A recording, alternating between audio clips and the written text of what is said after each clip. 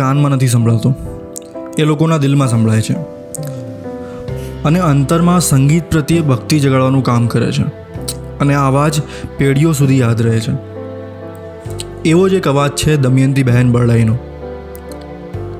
ગુજરાતી ફિલ્મના સુવર્ણયુગને સાચા અર્થમાં સુવર્ણયુગ બનાવવામાં દમયંતી બહેન બરડાઈનો મહત્ત્વનો ફાળો રહ્યો છે.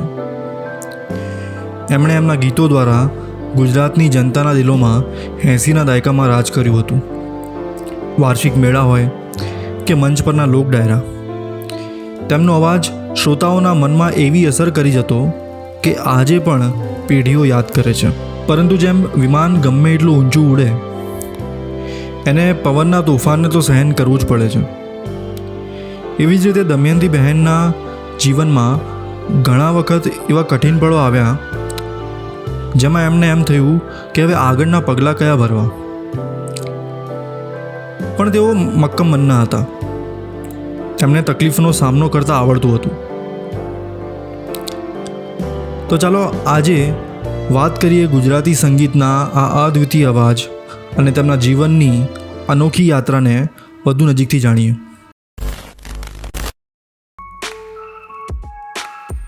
સ્વાગત છે મારી ચેનલમાં, જ્યાં હું ગુજરાતી ફિલ્મના સુવર્ણયુગના લોકપ્રિય કલાકારો વિશે વાત કરું છું. તો જો તમારે આ રસપ્રદ વાતો સાંભળવામાં રસ હોય તો તાત્કાલિક ચેનલને સબસ્ક્રાઈબ કરી લો અને મારી સાથે જોડાઈ જાઓ. અને હા, એક ખાસ સૂચના, અમુકવાર આવા વિડીયો બનાવતી વખતે થોડી માહિતી ક્યારેક આગળ પાછળ હોઈ શકે છે કે બોલવામાં અમુક ભૂલ થઈ શકે છે. કારણ કે જે કલાકારો વિશે હું વાત કરું છું એઓ બહુ જૂના સમયના છે અને એમના વિશે બહુ માહિતી ગૂગલ પર નથી. મારું ધ્યેય આ ચેનલ દ્વારા ફક્ત એમના વિશે માહિતી આપવાનું નથી, પણ તમારા જેવા લોકપ્રિય કલાકારોના ચાહકો સાથે એમના વિશે માહિતી લેવાનું પણ છે. એટલે કોમેન્ટમાં મારી ભૂલો ધ્યાનમાં લાવવા માટે તમને સંપૂર્ણ છૂટ છે, પણ થોડી સભ્યતાથી. અને જો તમારી પાસે કોઈ નવી માહિતી હોય તો એ પણ જરૂર લખો. તો ચાલો હવે વિડીયો શરૂ કરીએ. દમયંતી બહેન બરડાઈનો જન્મ અંદાજે 1956માં સૌરાષ્ટ્રના માંગરોળ ગામમાં થયો હતો. એમનું વતન માંગરોળ હતું, પરંતુ વ્યવસાય માટે તેઓ મુંબઈ સ્થાયી થયા હતા. એમનો આખો પરિવાર મુંબઈ વ્યવસાય માટે સ્થાયી થયો હતો અને દમયંતી બહેનનું બાળપણ આ મહાનગરીની હવામાં વિકસ્યું.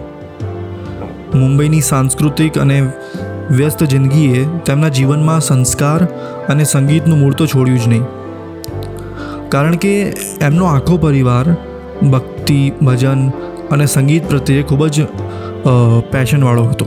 માત્ર 8-9 વર્ષની ઉંમરે દમયંતી બહેને શાળાની પ્રાર્થનામાં અને નાના મોટા કાર્યક્રમોમાં ગાવાનું શરૂ કર્યું હતું.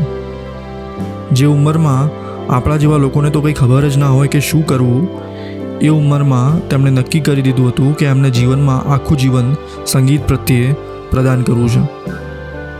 અને અહીંથી તેમની સંગીત યાત્રાની શરૂઆત થઈ, જે આગળ જઈને ગુજરાતી સંગીતના સુવર્ણયુગ સુધી પહોંચશે એવું કદાચ કોઈએ વિચાર્યું પણ નહીં હોય. ખુદ દમયંતી બહેને પણ વિચાર્યું નહીં હોય. જ્યારે 1962માં ચીન અને ભારત વચ્ચે યુદ્ધ ચાલી રહ્યું હતું, એ સમયે દમયંતી બહેનને શાળામાંથી રેડિયો ઉપર ગીત ગાવાનો અવસર મળ્યો હતો. એ સમયે તેમણે બાજરા હો સંગીત સમય કા બાજરા સંગીત આ નામક ગીત ગાયું હતું અને તે ખૂબ જ સરસ હતું.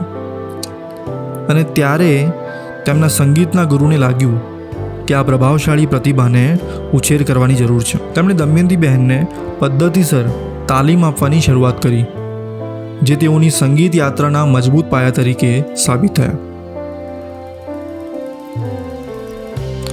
આ પછી દમયંતી બહેને ઘણી જગ્યાએ કાર્યક્રમોમાં ગાઈને પોતાની પ્રતિભા પ્રસ્તુત કરી.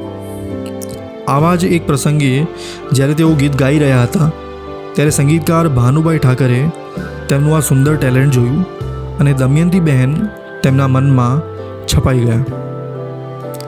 થોડા સમય બાદ મહેશ નરેશની એક ફિલ્મમાં જ્યારે દિવાળી બહેન કોઈ કારણસર ગીત ગાવા માટે હાજર ન રહી શક્યા, ત્યારે ભાનુભાઈ ઠાકરે દમયંતી બહેનની ભલામણ કરી. આ રીતે તેમની પ્રથમ ફિલ્મમાં ગીત ગાવાનો એમને અવસર મળ્યો. ફિલ્મનું નામ હતું વણઝારી વાવ અને ગીત હતું મેળે મેળે મુરલડી હેલે ચેડી, જે ખૂબ જ લોકપ્રિય બન્યું હતું. દમયંતીબહેન આટલા મોટા ગાયક હોવા છતાં ખૂબ પ્રેમાળ અને નમ્ર સ્વભાવના હતા. એકવાર એવું બન્યું કે કોઈ કારણસર તેઓ ગીતના રેકોર્ડિંગ માટે સમયસર સ્ટુડિયો ના પહોંચી શક્યા. ત્યારે ગીતના નિર્માતા અવિનાશભાઈ એમણે એમ કીધું કે તમે અમારી જોડે હવે કામ ના કરો, કારણ કે તમે સમયના પાક્કા નથી. આ વાતથી દમયંતીબહેન ખૂબ દુઃખી થઈ ગયા હતા અને તેઓ રડ્યા પણ હતા. પણ સાથે જ તેમણે જીવન માટે એક મોટો પાઠ શીખ્યો, સમયની કિંમત કરવી. આ સંજોગો દ્વારા શીખેલો પાઠ તેઓ આજે પણ પોતાની સાથે રાખે છે. અને ખાલી આ જ પાઠ નહીં, તેમના સંગીત પ્રત્યે જે મૂલ્યો છે, તેમના જે નિયમો છે એ ખૂબ જ ઇન્ટરેસ્ટિંગ છે. તમે તેમના ઇન્ટરવ્યૂ જોશો તો તમને ખબર પડશે કે તેઓ મ્યુઝિકને ભક્તિ તરીકે જુએ છે. એમના માટે મ્યુઝિક એટલે ગાવું જ નહીં, પણ ભગવાન પ્રત્યે ભક્તિ કરવી અને આ ભક્તિને સારી રીતે કરવી. આજે અમે અત્યારની જે લેડીઝ કલાકારોને જોઈ અને અમે જો એ કરવા જઈએ તો અમે સારા ન લાગે. અને મારું જે એક લોકોના મનમાં છે એ પણ હું વિખેરવા નથી માંગતી અને મને ગમતુંય નથી કોઈ બી. ગુજરાતી સાડી એવી ઓલી સાડી પહેરી લઈએ, કઈ આડી સાડી શું કહેવાય, એ બધી કોઈક વખત પહેરી લઈએ. બાકી ગુજરાતી સાડી, ચાંદલો, મારા વાળ, એ તો મને આ મારો અંદરનો ભાવ છે કે હું આવું પહેરીશ ને તો જ ગાઈ શકીશ. હવે વાત કરીએ દમયંતીબહેનના કેટલાક એમના અવાજથી અમર બનેલા લોકપ્રિય ગીતોની. મારે ઘરે જમવા પધારો જલારામ, સાહેબો મારો ગુલાબનો છોડ, મારો મણિગર ઢોલ, સોનલ વાટકડી, ઝાલાવાડી ઢોલ, સૈયર મોરી ચાંદો. આ ગીતો આજે પણ આપણી આસપાસ ગૂંજતા હોય તો લોકોને ગુનગુનાવવાનું મન થાય છે કોઈ એવા ગીતો જે આજના જમાનામાં બનતા હોય અને તમારા મોઢે ચડી જાય? બિલકુલ નહીં. દમયંતીબહેનના અવાજમાં એક એવી જાદુઈ તાકાત હતી જે શ્રોતાઓના હૃદયમાં વસી જતી હતી. અને કદાચ આજે પણ જો તમે ગીતો સાંભળશો, જે લોકોએ સાંભળ્યું ના હોય, તમે જઈને ખાલી એમના ગીતો સાંભળો, તમને ખબર પડશે કે તેમનું નામ કેમ એટલું બધું પોપ્યુલર હતું. દમયંતીબહેનના અવાજે ઘણી ગુજરાતી ફિલ્મોને સુશોભિત કરી છે. એમની કેટલીક લોકપ્રિય ફિલ્મોમાં સંગીતનું યોગદાન પણ આપ્યું છે. જેમાંની અમુક ફિલ્મોના નામ કહું તો પાણેતરનો રંગ, માંડી જયાનું મામેરું, ખમ્મા મારી બેનડી, સતી તોરલ, સોમવારનું સોળ, કેસુડાનો રંગ, માના આંસુ. દમયંતીબહેન બરડાઈએ તેમના અવાજ અને સાહિત્ય પ્રેમથી અનેક સન્માન પ્રાપ્ત કર્યા છે. તેમણે ગુજરાતી સંગીત જગતમાં એમના અદ્ભુત યોગદાન માટે Gujarat Gaurav award, Kag award, Hemu Gadhvi award, આ બધા એવોર્ડથી નવાજવામાં આવ્યા હતા.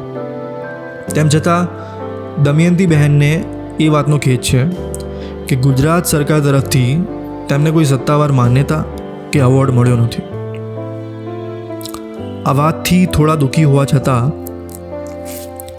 તેમના ગીતો આજે પણ શ્રોતાઓના દિલમાં જીવંત છે અને તેમની લોકપ્રિયતા એ સન્માન છે જે શબ્દો અથવા એવોર્ડથી પણ વધારે મહત્ત્વનું છે. હાલમાં દમયંતીબહેન બરડાઈ મુંબઈમાં નિવૃત્ત જીવન જીવી રહ્યા છે. તેમના 3 સંતાનો વિદેશમાં સ્થાયી થયા છે અને દમયંતીબહેન પ્રસિદ્ધિ અને કાર્યક્રમોથી દૂર એક શાંતિપૂર્ણ જીવન જીવી રહ્યા છે. તેમણે તેમના કારકિર્દી દરમિયાન 150થી વધુ ફિલ્મોમાં ગીતો ગાયા છે. તેમના લોકપ્રિય ગીતો જેમ કે હે ઓઢાજી, પારસ પિયુ અને પાદર, મેળે મેળે મુરલડી, મારે સાસરીએ જઈ, કહેજો સહી, આજે પણ શ્રોતાઓના હૃદયમાં જીવન છે. પેઢીઓ પસાર થયા છતાં આ ગીતો લોકોના કંઠે ગવાય છે, જે દમયંતીબહેનના અવાજની અમરતા દર્શાવે છે. મને દમયંતીબહેન બરડાઈએ ગાયેલું ખીનબાની કાપડાની કોર આ ગીત ખૂબ જ ગમે છે. તો આ સાથે આપણે આજની વાતને પૂર્ણ કરીશું. જો તમને આ વિડીયો ગમ્યો હોય તો વિડીયોને લાઈક કરો અને ચેનલને સબસ્ક્રાઈબ કરી લો, જેથી આવા જ વિડીયો દર શનિવાર અને મંગળવારે તમને જોવા મળી શકે. મળીએ આગલા વિડીયોમાં. ત્યાં સુધી જય હિન્દ.